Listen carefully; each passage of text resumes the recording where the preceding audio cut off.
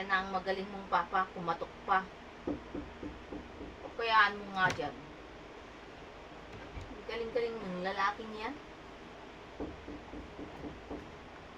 Mabuksan nga at pagalitan.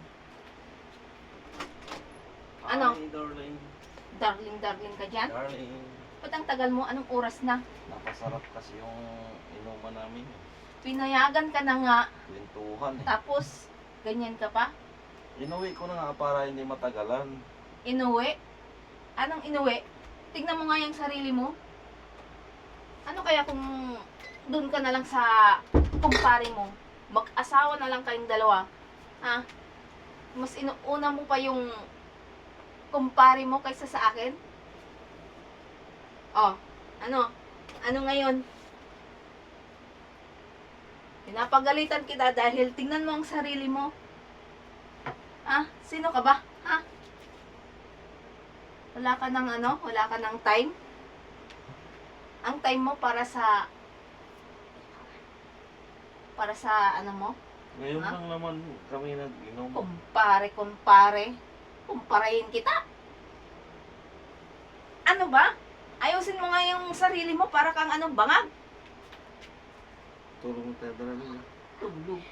Tulugin mo yung kamo doon. Doon ka pumunta. Ano ba? Amoy alak ka? Ang pangit. Loko to.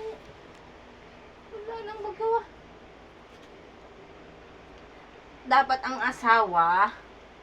asawa dapat inaalagaan, hindi yung kumparahin mo yung mukha mo.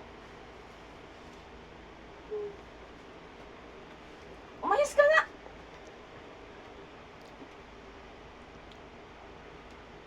Ang sarap puking ito eh. Kung hindi ka lang mahal eh. O, yan. Yan ang sinasabi ko sa'yo. Ganyan. Buti nakauwi ka pa. Ha? Buti nakauwi ka pa. Siyempre. Tama na.